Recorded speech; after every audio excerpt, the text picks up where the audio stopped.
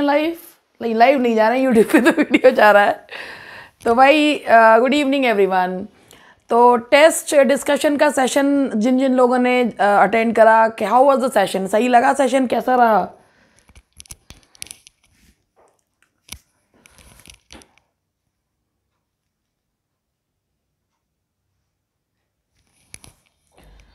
वंदना कह रही है बेस्ट। Good evening everyone.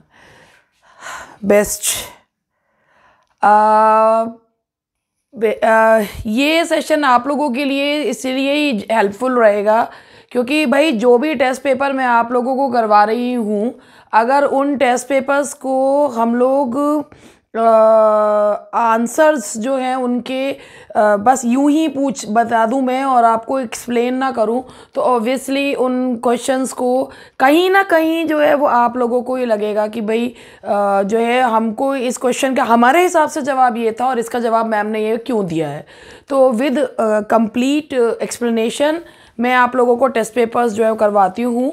तो वो टेस्ट पेपर्स करवाने का पर्पज़ केवल ये नहीं है कि तुम्हें टेस्ट दे दिया, तुम्हारा और मेरा रिश्ता ख़त्म टेस्ट पेपर देने के बाद।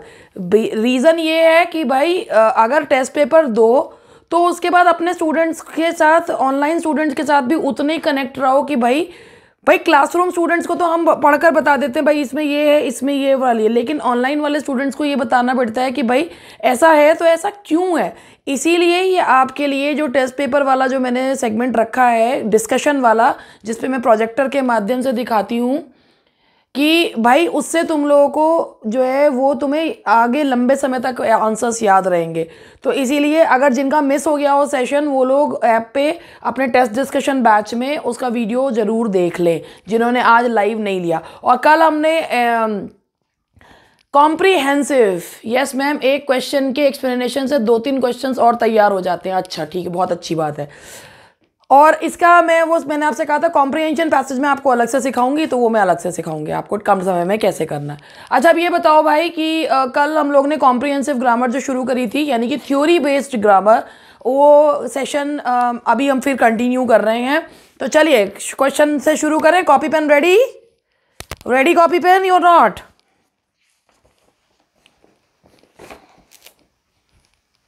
यस। तो चलिए क्वेश्चन जो है वो लिख लीजिएगा। अच्छा आज मेरे पास ना वो नहीं है, मुझे बता दीजिएगा कहाँ से कहाँ तक आपके उस पर स्क्रीन पे आ रहा है। अगर कहीं पे कट रहा होगा तो बता दीजिएगा, ठीक है।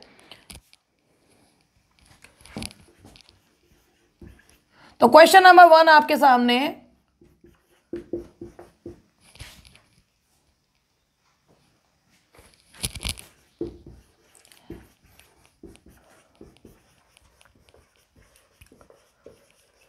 अब पहला क्वेश्चन मैंने आपके सामने ये लिखा है और ऑप्शंस भी मैं आपको दे रही हूं। तो ये देखिए,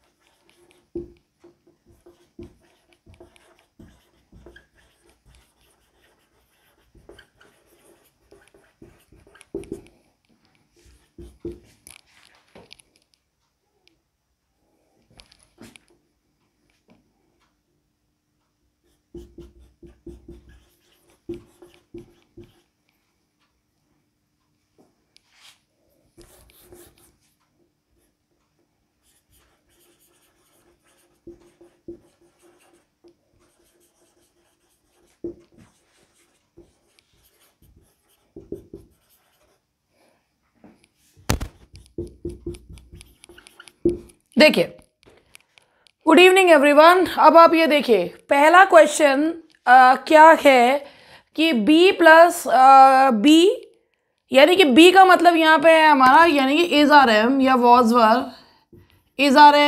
वर, 2 प्लस फर्स्ट फॉर्म, या कि बी के बाद इन्फिनेटिव फॉर्म किस लिए यूज़ की जाती है। जिन्हें नहीं पता मैं उन लोगों को दोबारा से बता दूं कि जिन्होंने कल का सेशन अटेंड नहीं करा था तो उन्हें मैं, और जो यूट्यूब वाले हैं उनको मैं बता दूं मैं क्या करवा रही हूँ। जिस तरीके से 2016 का पेपर जो 2019 में हुआ था उसमें थ्योरी बेस्ड क्वेश्चंस जो हैं वो आए थे, तो बहुत लंबे समय से लोग जो हैं वो ग्रामर पढ़ रहे हैं, मगर थ्योरी बेस्ड क्वेश्चंस में फिर भी कंफ्यूज हो जाते हैं. आई एम नॉट सेइंग कि people don't know about it, but the thing is sometimes we get confused about the theory के क्वेश्चंस जब हम पढ़ते हैं तो उनमें कंफ्यूज हो जाते हैं. तो जस्ट उस कन्फ्यूज़न को दूर करने के लिए और ऐसे ही विभिन्न क्वेश्चंस को करने के लिए जिनमें थ्योरी से संबंधित क्वेश्चंस पूछे जाते हैं, तो वहाँ पर वो हम उसे कर रहे हैं. तो भाई बताइए आपका जवाब क्या है. बी यानी कि इज आर एम या was verb plus to plus first form of verb is use to talk about. सभी लोग बताएं जल्दी जल्दी. हाँ जी, तो मेरे पास इसका जवाब आ रहा है. पहला क्वेश्चन वैसे भी बहुत सिंपल ही रखना चाहिए. तो मेरे पास इसका जवाब आया है official plans and arrangement. Good evening everyone. तो देखिए भाई, बिल्कुल सही जवाब आया है कि ऑफिशियल प्लान्स एंड अरेंजमेंट को बताने के लिए, और लोगों ने जवाब देने की जहमत नहीं उठाई. देखिए, बी प्लस इन्फिनेटिव फॉर्म को यूज़ किया जाता है ऑफिशियल प्लान्स एंड, जैसे the CM is to arrive tomorrow. तो ये याद रखिएगा कि जब भी कभी कोई ऑफिशियल, देखो भाई, विल शैल यूज किए जाते हैं फ्यूचर. ये देखिए, विल शैल फ्यूचर की ऐसी घटनाओं को बताने के लिए यूज किए जाते हैं. The things which can not be controlled, वो चीज़ें जो कंट्रोल की नहीं जा सकती.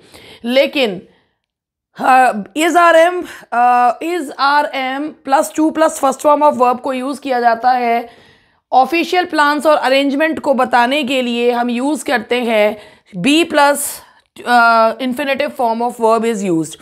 यानी कि the CM is to arrive tomorrow, इसका मतलब है ये एक ऑफिशियल प्लान है, ऑफिशियल प्रोग्राम है, तो उसके लिए हम यूज़ करेंगे be plus to plus first form of verb. तो भाई यहाँ तक बताओ समझ में आ गया सभी लोगों को. तो ज़रा ये क्वेश्चन लिख लीजिए और उसके बाद मैं आप दूसरे क्वेश्चन पे मूव करती हूँ.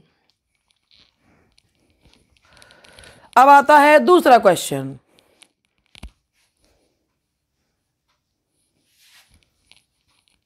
एक दो एग्जाम्पल देखो, एक दो एग्जाम्पल ये देखो. यहाँ पर ये इसका एग्जाम्पल था, जैसे मैं अभी इसका और एग्जाम्पल दे देती हूँ आपको. देखिए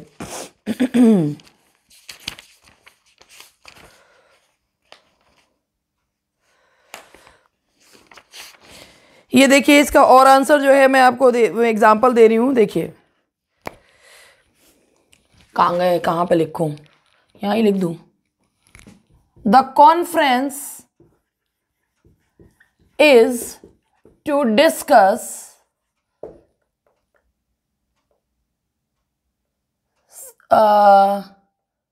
nuclear tests. The conference is to discuss nuclear test. अब ये बताओ इनमें से ये कौन सी बात जो है वो कह रहा है. The CM is to arrive tomorrow में ये हो गया ऑफिशियल प्लान, और the conference is to discuss nuclear test, इसमें क्या पूछा जा रहा है बताइए, जल्दी बताओ.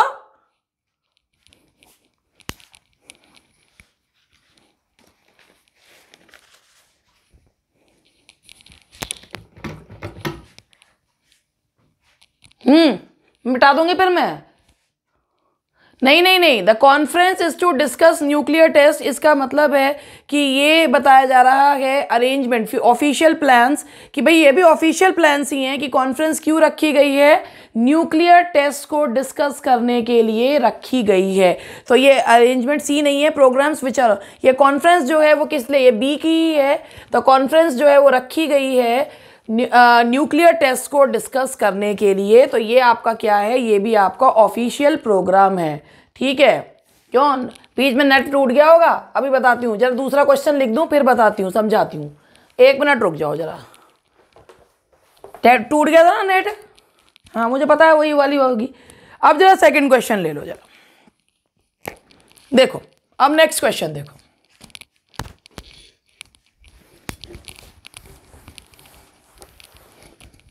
क्वेश्चन नंबर 2 आपके सामने, ये देखो.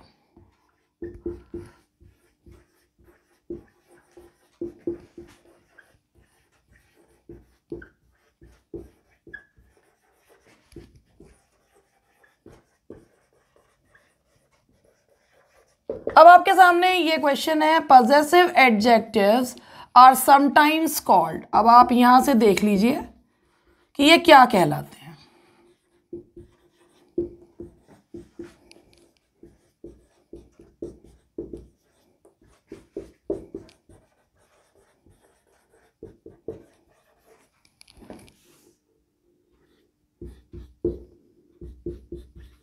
ध्यान से पढ़ के क्वेश्चन को जवाब दीजिएगा, और मैं अभी क्वेश्चन नंबर 1 दोबारा समझा दूंगी, पहले क्वेश्चन नंबर 2 देखो और बताओ मुझे इसका क्या आंसर हो सकता है।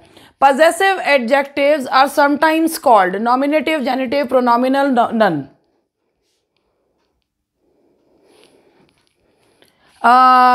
रितु का जवाब आया ए, नवीन का भी आया है ए, और भाई और लोग भी जवाब दें भाई, हैं तो काफी सारे लोग। आरिफा, सोनी, रविंद्र, बेबी, अलका, सोनिका, सभी लोग जवाब दीजिए। प्रदीप, और सभी का ए जवाब आ रहा है। Possessive adjectives are sometimes called, Vandana का भी आया है, और सोनी का आया है जेनेटिव। अच्छा, आरिफा का भी ए आया है। तो भाई अब मेरी बात ध्यान सुन लो, सभी का जवाब बिल्कुल गलत है। इसे कहते हैं प्रोनॉमिनल। अब ये प्रोनॉमिनल क्या होता है इसके बारे में समझो। अब थ्योरी का टाइम आया, अब इसके बारे में लिखो कि ये प्रोनॉमिनल होता क्या है। Possessive adjectives are formed from pronouns, hence they are called pronominal। समझे? ये देखो, योर किससे बनता है भाई? देखो, योर्स एक पर वो उसमें है, यू से बनता है। ये देखो, यू से बना योर, ठीक है। अब यहां पर हिज प्रोनाउन से बन रहे हैं। जो भी चीज यू से योर बना, आवर्स से आवर बना, तो यहाँ पर योर है, योर्स है, क्योंकि ये प्रोनाउन से बनते हैं। इसीलिए पजेसिव एडजेक्टिव्स को क्या कहा जाता है? Sometimes called. मैंने कहा इनको क्या कहा जाता है? प्रोनोमिनल। देखो भाई, अब ऐसा कोई व्यक्ति नहीं जिसे ये ना पता हो कि पजेसिव एडजेक्टिव होते क्या हैं, लेकिन पजेसिव एडजेक्टिव को थ्योरी में क्या कहते हैं उसमें गड़बड़ हो जाती है। तो वी शुड नो, थ्योरी का एस्पेक्ट हमको नहीं छोड़ना है। तो यहाँ पर इसलिए अब मैंने आपको बताया कि possessive adjectives possessive adjectives are formed from pronouns, इसीलिए इन्हें क्या कहा जाता है? प्रोनोमिनल। तो कैसा लगा हमारा मजाक? हाउ इज द मजाक?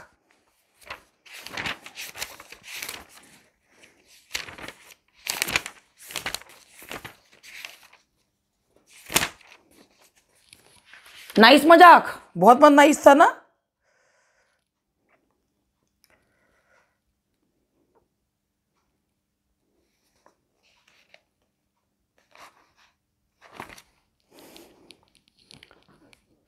समझ आया? सुपर्ब लगा? ओहो बहुत बढ़िया। चलो भाई, तो हैव यू जॉटेड डाउन? लिख लिया इसको?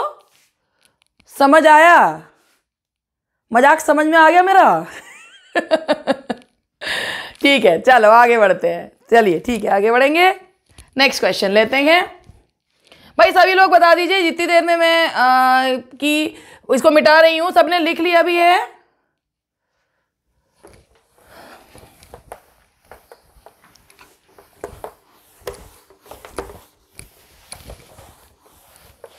चलो अब next question. Next question is अब आसान क्वेश्चन, जो केवल which of the following is incorrectly matched, ये आपको करना है। देखिए,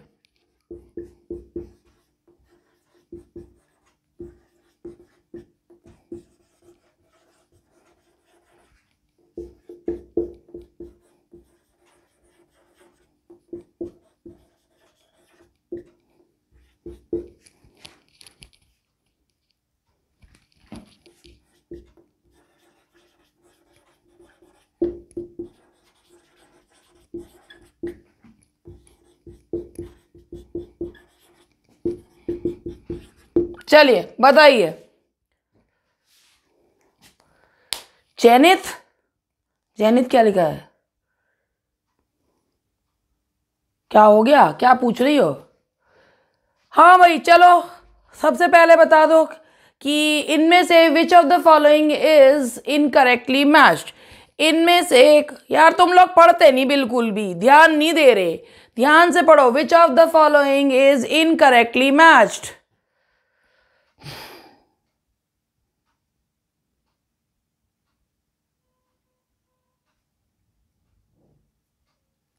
ध्यान से देख लो और ध्यान से देखो। यस यस, बिल्कुल सही जवाब आ रहे हैं। हाँ हाँ हाँ, एक चीज देखो, एक मिनट यहां पे देखना।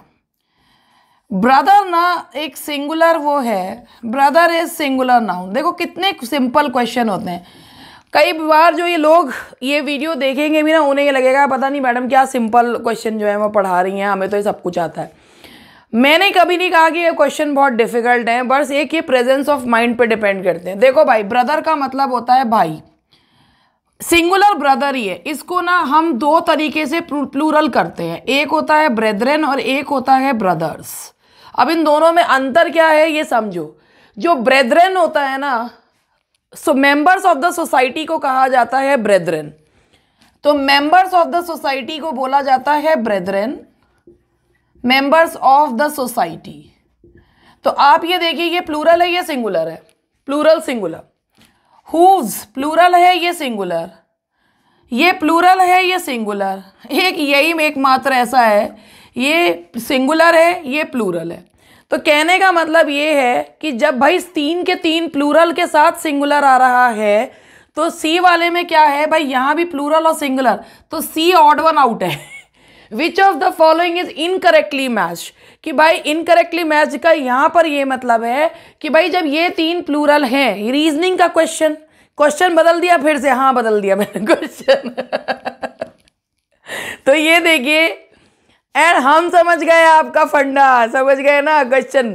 तो भाई अब हाँ, हम समझ गए आपका फंडा। मेरा फंडा अगर समझ गए हो तो मुझे बताओ कि जब ये प्लूरल का चल रहा है एंड प्लूरल एंड सिंगुलर, तो भाई एक बात बताओ, जब तीन प्लूरल हैं तो ये वाला ही तो गड़बड़ हुआ ना। ये थोड़ी कह रहे हैं कि भाई कौन सा इनकरेक्ट है, उन्होंने कहा which of this is incorrectly matched. तो इनकरेक्टली मैच्ड है तो भाई क्योंकि प्लूरल के साथ सिंगुलर मैच करना है, सिंगुलर के साथ प्लूरल मैच नहीं करना। This one is odd one out. समझे या ना समझे? समझ गए? हाँ भाई, अब यहां तक समझ गए हो तो बताओ भाई।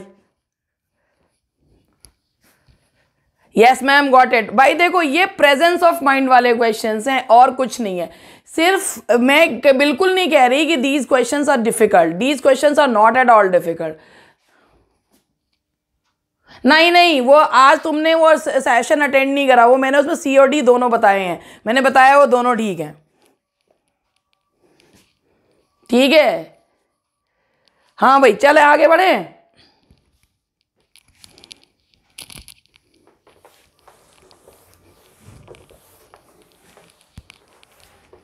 चलो अब नेक्स्ट क्वेश्चन लेते हैं। Now the next question is, चलो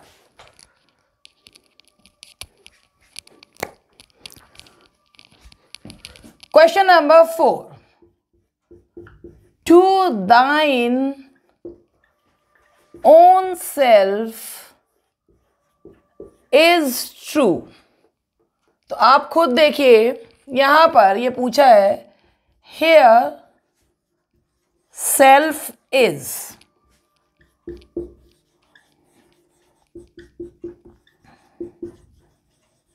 reflexive pronoun, emphatic pronoun,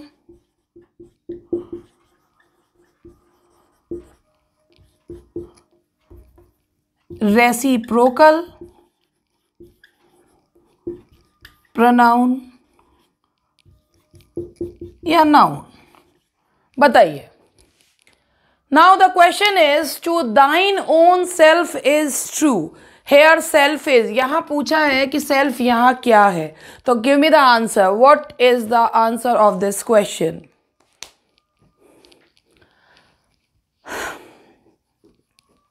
जल्दी जल्दी, क्विक क्विक क्विक। ए भाई ऐसा है, उतार लूँ नज़र, उतार लूँ अपने प्यारे बालकों की नज़र उतार लूँ, कभी कभी तो जी में यूँ आता है ना कि कूट दूँ तुम्हें। एक चीज़ ये देखिए,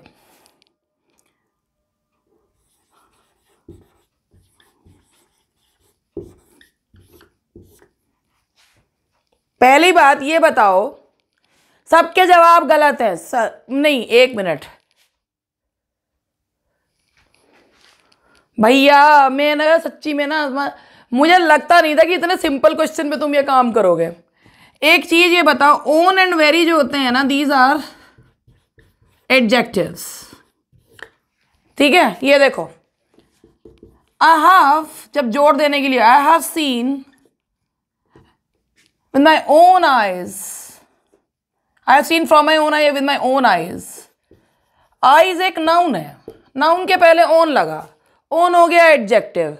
तो भैया ओन अगर एडजेक्टिव है तो एडजेक्टिव के बाद आता क्या है, क्या आता है एडजेक्टिव के बाद? ना ये रिफ्लेक्सिव प्रोनाउन है। रिफ्लेक्सिव प्रोनाउन का मतलब होता है कि जब उसका एक्शन घूम के सब्जेक्ट पे जाता है। ना ये एम्फेटिक है, ये ना ये रेसिप्रोकल है, ये नाउन है, क्योंकि एडजेक्टिव के बाद नाउन का यूज किया जाता है। तो इसीलिए ये सेल्फ जो है, ये सिर्फ कंफ्यूज करने के लिए होते हैं। जब ओन और वेरी एडजेक्टिव हैं, ओ अच्छा, तो भाई ज्ञान चक्षु खुले या नहीं खुले? तो इसीलिए ये जो है self here, self is working as noun. अब इसका मैं आप लोगों को इसके बारे में भी बता देती हूँ। चलो भाई, इसके बारे में थोड़ा सा लिख भी लो।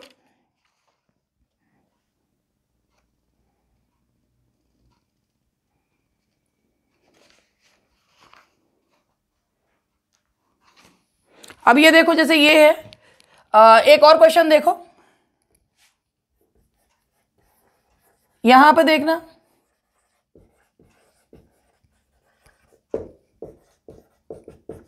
यहां बताओ क्या है ये? ब्रेन रिवॉल्विंग क्वेश्चंस हैं। अच्छा हाय मेरे भगवान, ब्रेन रिवॉल्विंग, कहीं घूमता घूमता कहीं दूर जाके ना आ जा पड़े। बताओ भाई, he cares for nothing but self, इसमें सेल्फ किसका काम कर रहा है बताओ? इसमें सेल्फ किसका काम कर रहा है? जल्दी जल्दी बताओ। ऋतु कैसे हंस रही हो तुम हैं? देखो दांत भी दिख रहे हैं मेरे बालकों के हैं। बताओ भाई, he cares for nothing but self, इसमें सेल्फ किसका काम कर रहा है? जल्दी जल्दी बताओ। अब मैं ही बता देती हूँ, चलो इस चीज को भी मैं ही क्लियर कर देती हूँ। इधर देखना, एक चीज ये देखो, कई बार जो बट होता है ना, बट का मीनिंग होता है एक्सेप्ट, सिवाय, ठीक है। And when but means except, it works, yes बिल्कुल सही, it works as a preposition, ये प्रेपोजिशन हो जाता है। And after preposition a noun और प्रोनाउन कम्स। तो इसीलिए यहाँ पर भी ये किसका काम कर रहा है? नाउन का, क्योंकि बट यहाँ पे किसका काम कर रहा है? प्रेपोजिशन का। He cares for nothing but self, इसका मतलब है कि वह किसी की केयर नहीं करता सिवाय अपने। तो सिवाय यहाँ पर जो है वो प्रेपोजिशन है, और प्रेपोजिशन के बाद या तो नाउन यूज होता है, प्रोनाउन। अच्छा, यहाँ ये प्रोनाउन इसलिए नहीं है क्योंकि जब सेल्फ लग जाता है, सेल्फ अपने आप में वो नहीं है, वो किसी के साथ जुड़ के लगता है, तब जाके वो रिफ्लेक्सिव प्रोनाउन बनता है, अदरवाइज नहीं बनता। वो सेल्फ होता है खुद, ठीक है। तो वो चीज़ वो जो है वो नाउन का काम कर रही है, यहाँ it is working as a noun. तो बताओ भाई कैसा लगा? ये वाला क्वेश्चन समझ में आ गया? लिख लिया हो तो बताओ, तो मैं आगे बढ़ूँ, नेक्स्ट क्वेश्चन पे बढ़ रही हूँ।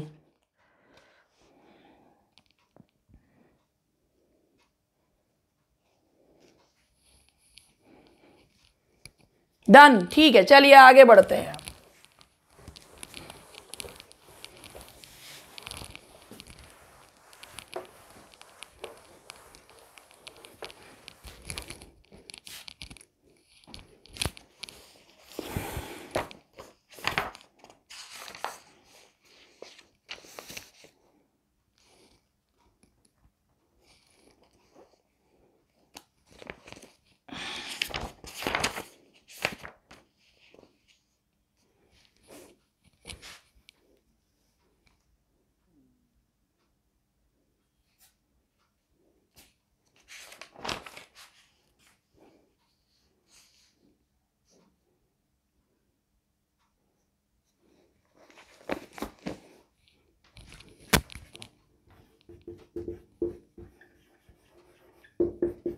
ये सिंपल है।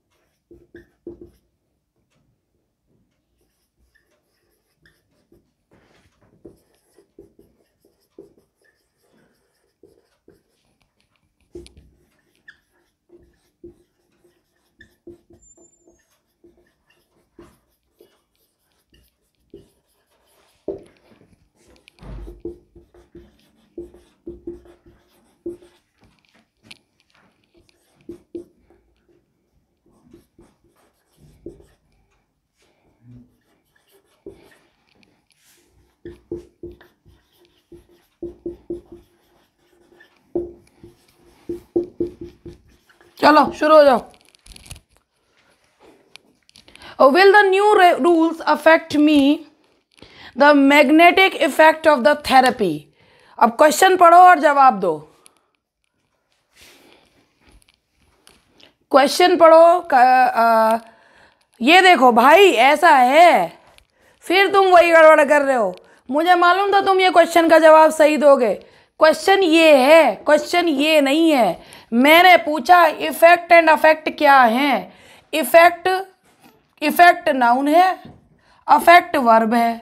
तो जहां पर ये आएगा बी आएगा, बी सी ना आने का। समझे? क्यों? क्वेश्चन ये नहीं पूछा मैंने, क्वेश्चन ये पूछा है। देखो भाई, ये देखो, ये दे वर्ब नहीं है। मैंने ऊपर का क्वेश्चन, आप सिंपल देखो। Will the new rules affect me? क्या नए रूल्स मुझे प्रभावित करेंगे? आपको पता है ये दिस इज अ वर्ब, क्योंकि क्या न्यू रूल्स मुझे प्रभावित करेंगे? हाँ जी, ये वर्ब है। The magnetic effect of the, magnetic is an adjective और एडजेक्टिव के बाद आता है नाउन। तो भाई हमको पता है ये वर्ब और नाउन है, हमने देखा, हमें पता है, हमने सी पे लगा दिया। क्वेश्चन ये थोड़ी था भैया, क्वेश्चन ये था here effect and affect are. तो क्वेश्चन तो ये था, इफेक्ट क्या है? नाउन, अफेक्ट क्या है? वर्ब, इसीलिए बी पार्ट आएगा। भाई क्वेश्चन को देखो, क्वेश्चन को पढ़ो ढंग से, बिना सोचे समझे क्वेश्चन पे मत कूद जाया करो, वही तो तुम्हारी गलती है। तो तुमने सबको पता है तो सी लगा देंगे और फिर ये सोचेंगे यार हमारा तो सही था। ये होती हैं, these are some of the mistakes which should always be avoided. ठीक है, तो मैं ना ये क्वेश्चन ऐसे, haste makes waste suits me. हाँ मेरे लाल, बिल्कुल तुम्हें सूट करता है ये। और सिर्फ इन्हीं चीज़ों की वजह से students they know so many things, लेकिन फिर भी मात खा जाते हैं क्योंकि क्वेश्चन नहीं पढ़। तुमको क्या लगा भाई? एक बात बताओ, अब इतने समय से मेरे से पढ़ रहे हो, explain it again ma'am please. भाई देखो, यहाँ देखो, will the new rules affect me? क्या नए रूल्स मुझे एक चीज ये देखो, अफेक्ट जो होता है इसका मतलब होता है प्रभावित करना। ठीक है, अफेक्ट का मतलब होता है प्रभावित करना। जो भी चीज कोई कार्य करती है that is known as verb. Effect का मतलब होता है प्रभाव, तो ये प्रभाव इज नाउन, क्योंकि ये किसी चीज का नाम है। ठीक है, अब मैंने क्वेश्चन में यहां पर ये चीज लिख दी, तो सबको पता है कि भाई affect is a verb and effect is a noun. लेकिन क्वेश्चन था here effect and affect are, तो जिस सीक्वेंस में ये आ रहे हैं ना, उसी सीक्वेंस में हमने लिखना है। इफेक्ट नाउन है और अफेक्ट वर्ब है। जब आपको ये वाला ऑप्शन यहाँ दिया हुआ है तो आप इसे ही मार्क करोगे ना, तो इसीलिए यहाँ पर ये हमने लगाया है। तो आप बताओ भाई, समझ में आया या नहीं आया? पहले ये बताओ। बहुत लोगों ने सही जवाब दिया है और बहुतों ने गलत जवाब भी दिया है। भाई देखो, मैं ना तुम्हारे दिमाग घुमाने वाले क्वेश्चन दे रही हूं जिससे तुम सोचो। ये हेस्ट, जल्दी का काम शैतान का होता है। लिख लिया? Have you jotted down?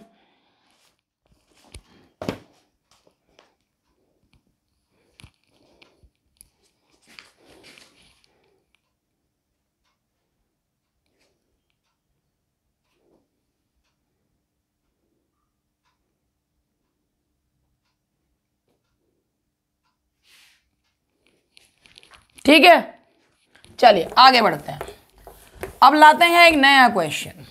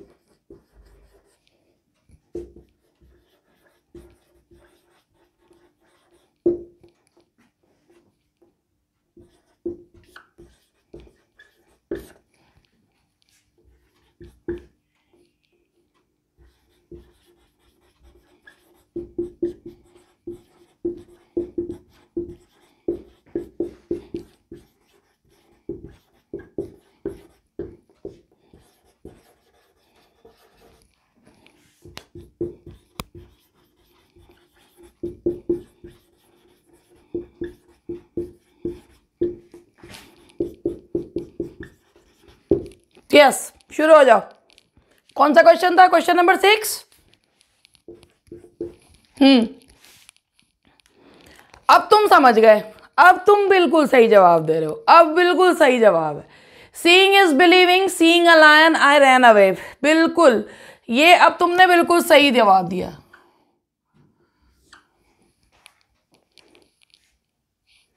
बिल्कुल, सीइंग पहला वाला सीइंग क्या है? That is gerund and the next one is participle. बिल्कुल सही। तो क्या आएगा यहाँ पर? The answer is, correct answer is C. ये वेरी गुड, क्लैपिंग क्लैपिंग, बिल्कुल सही जवाब आया।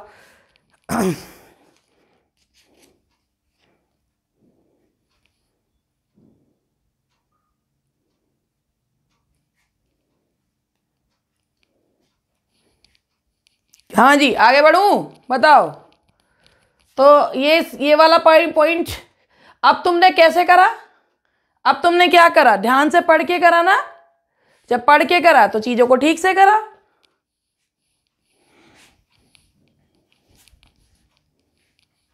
Very good, very good. चलो आगे बढ़ते हैं। लिख लिया सबने? लिख लिया?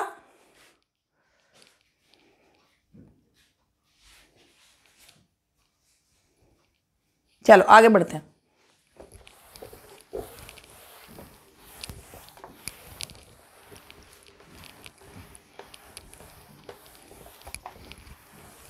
तो हमारी जो ये कॉम्प्रिहेंसिव ग्रामर चल रही है, इसका एक ही पर्पस है कि आप लोगों को ज़्यादा से ज़्यादा जो है वो गलती आप कम करें। सबको लगता है, पता है, मेरे पास भी लोग स्टूडेंट्स ये कहते हैं we don't want to study grammar, हमें ग्रामर पढ़ने की ज़रूरत नहीं है। यार मैंने नहीं कहा कि मैं ग्रामर की प्रकांड पंडित हूँ, मगर मुझे ऐसा लगता है कि अगर आप ग्रामर को थोड़ा सा तोड़ मरोड़ के भी प्रस्तुत कर सकते हैं और क्वेश्चंस बना सकते हैं तो आपके स्टूडेंट्स के लिए वो बहुत बेनिफिशियल होगा। और मुझे लग रहा है कि ये this session is quite beneficial for you. Chapter तो पढ़ते ही रहेंगे, this session is also very beneficial for you. What do you think? तुमको क्या लगता है?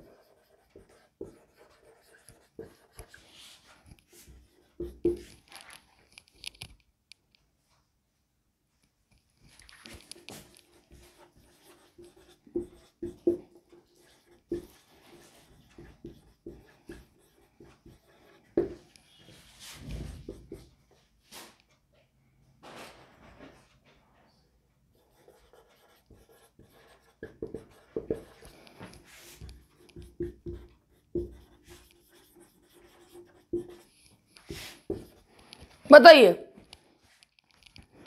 The question is the sooner the better. In this statement the is not a definite article but an old demonstrative pronoun used as.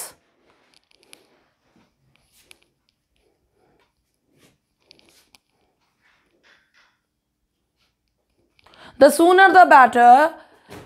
In this statement the is not definite article but an old demonstrative pronoun used as. जल्दी जल्दी जवाब दो भाई। कोई पहले ये बताओ कि क्वेश्चन समझ में आया या नहीं आया, पहले ये बताओ।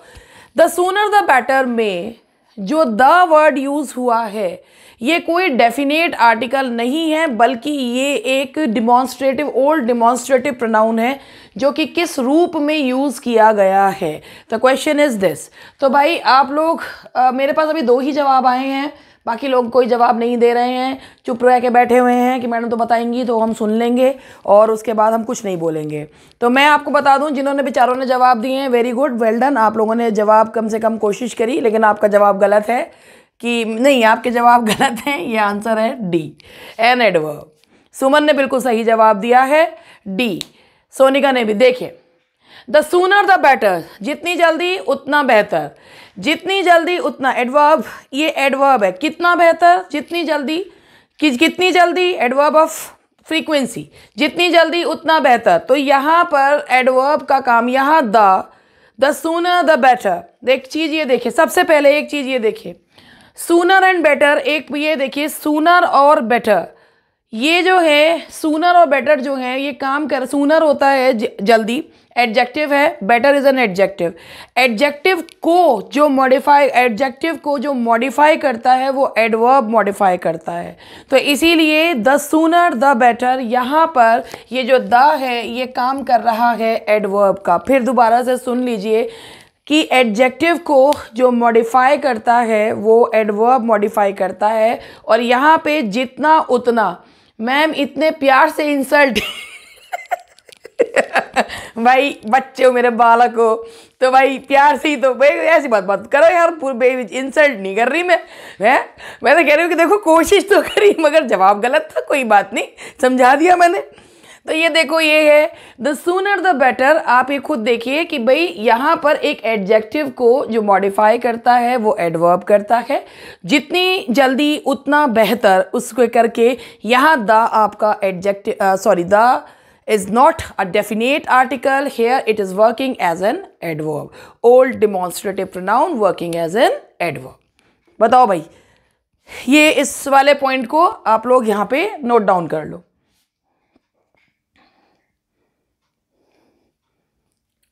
देखिए an adjective is modified by an adverb, ठीक है, डन। बात समझ में आ गई मेरी, कर लिया, अरे वाह बहुत बढ़िया, मेरे बालक होशियार हो गए हैं। तो यहाँ भाई सभी लोग बताओ बात समझ में आ गई, बात समझ में आ गई तो बताओ, आ गई, अरे वाह बहुत अच्छी बात है भाई। तो 1 मिनट तुम्हारा माइक बंद कर रही हूं मैं, 1 मिनट।